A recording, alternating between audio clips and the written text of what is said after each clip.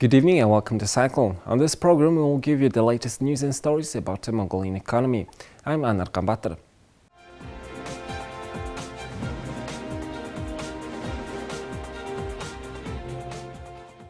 Mongolia has long been a force on the world's resource market due to its ample deposits of coal, copper and gold. These days, though, it is the country's stock market that is turning heads. The Mongolian Stock Exchange Top 20 Index, the national benchmark, soared 132.7% last year, by far the world's best performance, as the Mongolian Stock Exchange, set up shortly after the end of one-party communist rule, marked its 30th anniversary. Mongolia made it through most of 2020 unscathed by COVID-19 outbreaks, but last year lockdowns and pandemic-related disruptions to cross-border trade with China amid an election campaign prompted the government to dole out aid to citizens, including utility bill waivers and cash handouts. While reducing import competition for domestic consumer goods producers, the trade interruptions also pushed inflation close to 10%, even as bank deposit rates fell. This spurred residents to look for higher returns on their money elsewhere. Foreign investors played little role in last year's rally, accounting for just 1.3% of trades during the third quarter, the most recent period included in Mongolia Financial Regulatory Commission data. Many foreign investors gave up on Mongolia in recent years as sluggish commodity prices and policy uncertainty took the shine off the country. FTSE Russell dropped Mongolia from the candidate list for its global frontier market share indexes, and at least 3 Mongolia-focused offshore stock funds shut down. The Hong Kong-based Asia Frontier Fund, however, doubled down, giving Mongolia the highest weighting of the 15 markets where it invests with stakes in top Kashmir producer Gobi, APU, leather company Darkhanihi and baked goods maker Talkhchikhr. Trading volumes on the Mongolian Stock Exchange, now home to 179 stocks according to its website, soared last year from 2020 levels. New trading account openings, however, plunged from levels seen in the previous 2 years when more than 1 million were set up in the nation of 3.4 million people, as the government prepared to list coal group Irtnes Tauntalga on the Mongolian Stock Exchange and offshore market. Most residents had received shares in the company for free in 2012, but still have no way to monetize them after the initial public offering plan was shelved again. Other IPOs, though, have begun to capture public interest. Central Express, local franchise for South Korean convenience store chain CU, completed the country's largest ever IPO, raising 41 billion tugruk from Asia Frontier Capital and local investors. Many Mongolians are now preparing funds for debut share sales by the country's major commercial banks, who are required to go public under a new law to diversify their shareholding. They are expected to raise a combined 500 to 600 billion tugruk.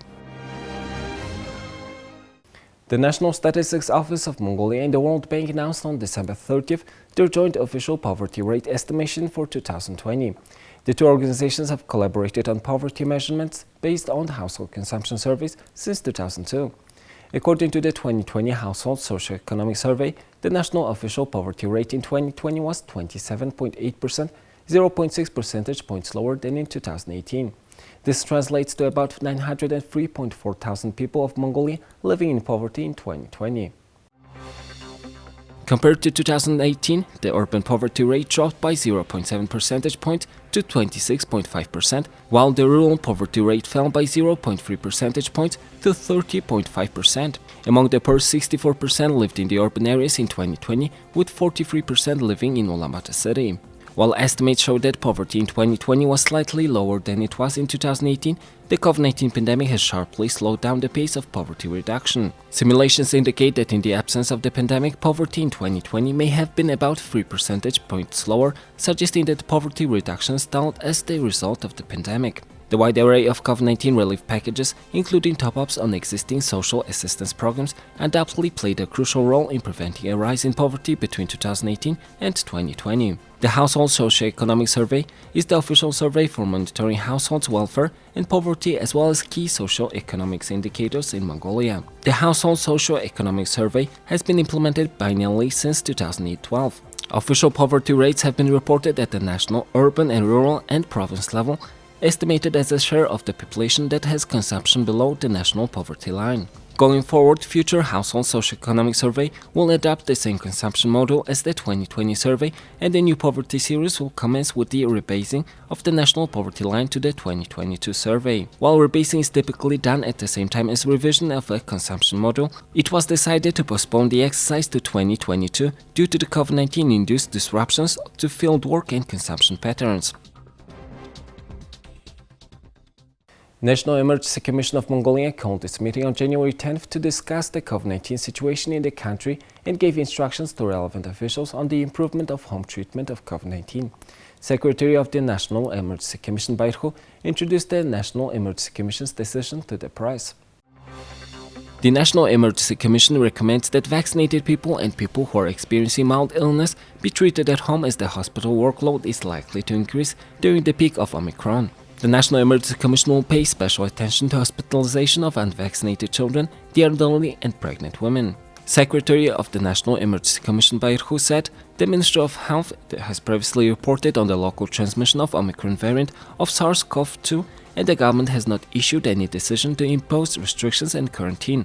As of today, 66.6% of the total population have been fully immunized, while 28.8% of the population have received the third dose. Since the issuance of decision to ensure adult population to get fourth dose voluntarily, more than 2,000 people have received their fourth jab so far. The fourth wave driven by Omicron starts in the country and is predicted to peak from the 20th of this month to the 10th of the next month.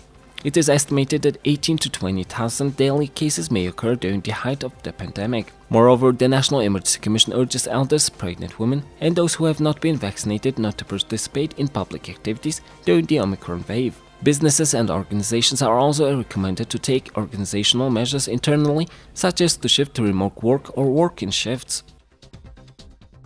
Japanese government has signed an agreement with Mongolia last year to grant aid to help the country fight the coronavirus pandemic.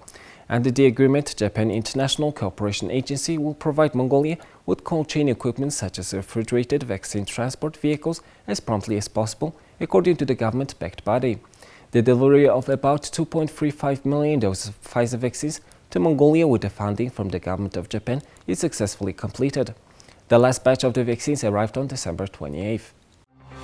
The government of Japan has provided a total of 21.6 million grant to Mongolia through the UNICEF to fight against the COVID-19 pandemic. With this funding, UNICEF has been providing technical, logistical and financial support to the government of Mongolia in COVID-19 vaccination campaign, procurement of the cold chain equipment, expanding the vaccine storage facility and vaccine stocks. In a meeting with Prime Minister Yoshihide Suga in Tokyo on July 22nd, Mongolian Prime Minister Lofsanamsra Oyurdu expressed his appreciation for Japan's assistance over the pandemic, the Japanese Foreign Ministry said. The new aid for Mongolia signed between GICA and the Mongolian government in Ulaanbaatar on July 19th is a part of the Last 1 Mile support, a Japanese government project intended to ensure every country gets vaccinated. UNICEF highly appreciates the generous financial support from Japan to support Mongolia in its effort to fight the pandemic. I congratulate the government of Mongolia with the remarkable progress in vaccinating its people against COVID-19 in a timely manner. The Pfizer vaccines delivered through our collaboration helped the country immensely, filling the gaps in vaccination, said Evariste Kosi Komlan, UNICEF Mongolia representative. I would like to express my deepest gratitude to UNICEF and its staff for their hard efforts for implementing the projects. At the same time, I would like to praise healthcare workers and the government of Mongolia for their relentless efforts to respond to the pandemic. I hope that the vaccines procured with Japan's financial support will help bring the COVID-19 pandemic under control, protect health of the Mongolian people, and restore the social and economic situation in this country, said Ambassador of Japan to Mongolia Hiroyuki Kobayashi. In 2021, UNICEF has provided 46% of the total COVID-19 vaccine supply in Mongolia in partnership with the government of Mongolia, government of Japan and COVAX facility. Earthern Resource Development Corporation has announced that it has received a tax stabilization certificate for the Bayanghundi gold project from the Mongolian government's National Development Agency. Mongolia's investment law guarantees fair, stable and globally competitive tax treatment for investors through stabilization certificates, which fix the taxation rates applicable to qualified investments at the lower of those in place at the date investment and those currently enacted. The tax stabilization certificates fix the statutory tax rates applicable to Earth's Bayanghundi gold project until December 21, 2030 at no less favorable than those incorporated in the bankable feasibility study, including gold royalties 5% of the net revenues, corporate incomes tax 25% of taxable income, value-added tax 10% of all goods and services, customs duty 5% of all processed equipment, materials and consumables sourced internationally. The tax stabilization certificate is valid for 9 years and may be extended for up to half of the initial term if certain conditions are met.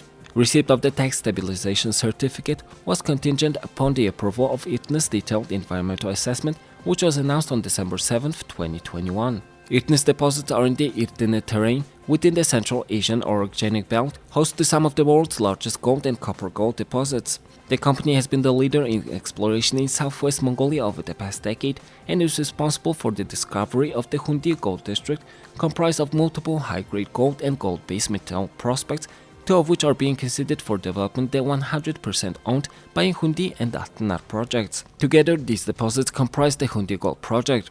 In July 2020, Irtin announced the results of the independent feasibility study for the Hundi Gold project. The feasibility study results include an after-tax net present value at a 5% discount rate and a $1,400 ounce gold price of $100 million and internal rate of return of 42%.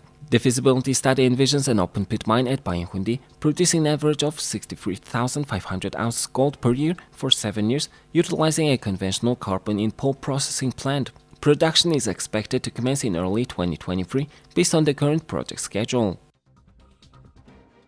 Mongolian energy resources such as coal, solar power and wind power are considered sufficient to supply power to Central Asia, but the country still buys electricity from its two neighbors due to a lack of energy infrastructure. Industry analysts say there is an urgent need to implement large energy projects, such as the country's hydroelectric power plant project. The Ethambuton hydroelectric power plant construction work is expected to resume this spring. According to preliminary studies, around 258 households will be affected by the construction of the hydroelectric power plant. According to the project agreement, construction work will take 6 months.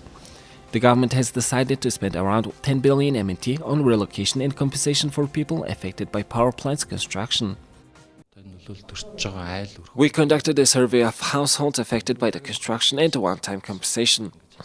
Even though Mongolia has very poor experience with relocation and compensation procedures related to major infrastructure projects, we should negotiate it with local residents and conduct this task within the legal framework. Construction of the 90-megawatt Ethambuton hydroelectric power plant is set to begin this spring, pursuant to an agreement between Mongolia and China. Despite being stalled for many years due to external and internal factors, the project is seen as crucial for Mongolia's energy independence and significant for ensuring long-term energy supply to the western provinces. The number of electricity consumers in Mongolia has seen an average annual increase of 7 to 8%, and domestic energy production has risen by 6 to 7% annually in recent years. The central power grid reached peak demand of 1,308 megawatts on December 14, 2020. The state pays an annual 15 billion MNT to import energy for the western region. If domestic energy projects are intensified and promptly implemented, analysts say Mongolia could put this money into domestic circulation instead of sending it abroad. We think that this project will be a notable example of how renewable energy sources can be transformed into electricity and how we can use this to cover the growing demand for energy. We should not lose this opportunity. This project will determine whether or not Mongolia can fully cover its local demand through domestic production. We should create our own national electricity grid and reduce our dependence on energy imports. Within the new economic recovery policy, the electricity and energy sectors will be given high priority in the near future. With the commissioning of the Ethambuton hydroelectric power plant, the western region will be able to use energy that is 7 to 10 times cheaper than the current high-priced energy imported from Russia and China. The state spends 8 billion to 16 billion MNT a year on providing energy to the western region. Mongolia exported 15.9 million tons of coal in 2020, down 44.3% from the previous year, the country's Ministry of Mining and Heavy Industry reported on Wednesday. The sharp drop is directly related to restrictions to contain the COVID-19 pandemic, the ministry said in a statement. Coal is Mongolia's main export commodity, and the country has planned to export at least 36 million tons of coal in 2022, according to authorities. From December 24th to 30th, 2021, a total of 135.6 thousand tons of coal was exported by road, 665 containers by rail, 144 containers of copper concentrate by road, and 8 containers or 0.9 thousand tons of iron ore concentrated by rail. In 2021, 21.3 million tons of coal was mined at 15.9 million tons were exported from the beginning of the year to December 30th, which is a decrease of 44.3% compared to the same period of the previous year.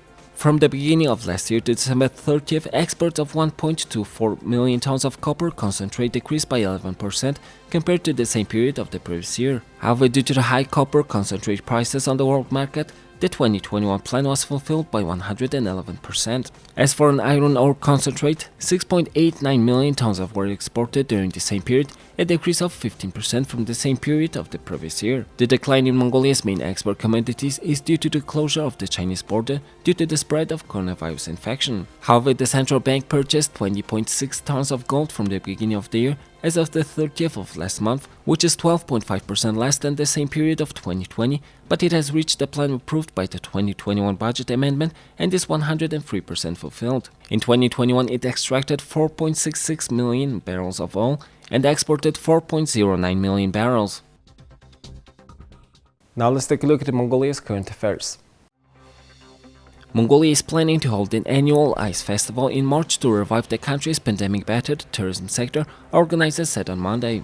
The annual festival, called Blue Pearl, was cancelled due to the COVID-19 pandemic in 2020 and 2021, and the 21st edition of the festival will be held from March 2nd in the northernmost province of Hufsul under the auspices of the country's Ministry of Environment and Tourism, according to a statement by the Provincial Governor's Office. The festival will include many activities such as ice knuckle bone shooting contests, bicycle and ice skate races, motorsport performance, sled dog race, tug-of-war, relay race, family contests and horse races. Currently, Mongolia's economy is largely dependent on its export-oriented mining sector. Developing tourism is seen as the most viable way to diversify the economy. However, the country's tourism sector as a whole has stagnated over the past 2 years due to the pandemic. The number of freight trains via Mongolian territory for Asia-Europe and China-Russia routes reached 2,500 at the end of 2021, an increase of nearly 200 from 2020, local media reported on Monday. Citing a statement from the company, the report said that the number demonstrates that the Ulaanbaatar Railway Company, Mongolia's official railway operator, has not only become an active participant in regional and international transport and logistics, but also a strong competitor in the land corridors connecting China and Europe. There were 2,312 such freight trains traveling through Mongolia in 2020, according to the statement. Mongolia plans to become a transit state, offering the shortest route from Europe to Asia through its territory, Mongolian President Khursokhna has said. Well, that's all for Cycle. We'll see you in 2 weeks' time. Have a nice evening. Goodbye.